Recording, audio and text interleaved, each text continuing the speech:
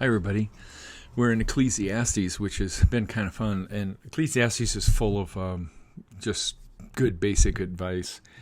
And Ecclesiastes 6, chapter 9 says this, and this is something Americans could really pay attention to. It says, enjoy what you have, rather than desiring what you don't have. Just dreaming about nice things is meaningless, like chasing the wind. In our culture today, we have become a culture of borrowing to get what we want now, rather than saving to get it later.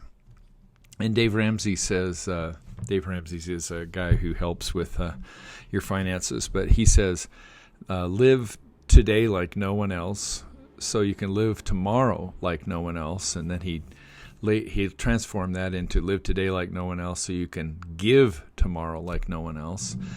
I just want to lay this one thing out in front of you. People are buying new cars, and probably the average price, monthly payment for a new car is $400 to $500.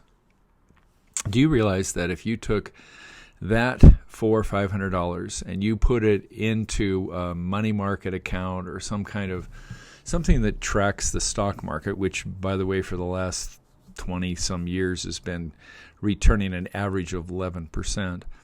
But if you did that, from maybe early on when you would buy a car, like in your 20s, if you put that in the bank, you would have close to $6 to $8 million in retirement.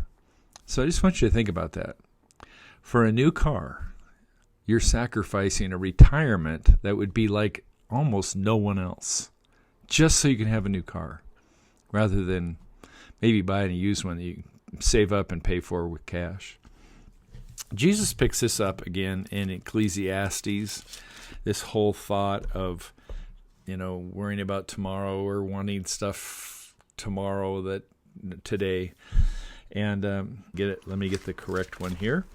It is from Matthew 6:25 through 34. I'm not going to read all that, but it goes like this. It says, that is why I tell you, do not worry about everyday life, whether you have enough food or drink or enough clothes to wear. It isn't life more than food, and your body more than clothing? Look at the birds. They don't plant a harvest or store food in barns, for your heavenly Father feeds them, and aren't you far more valuable than they are? Can all your worries add a single moment to your life?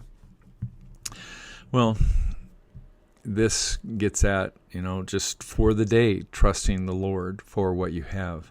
We have the Lord's Prayer that says, give us, our Father who art in heaven, hallowed be thy name, thy kingdom come, thy will be done. Give us today our daily bread, which means give us what we need for today. Not what we need for tomorrow, but just what we need for today. Being satisfied with what you have today is the key to contentment and happiness.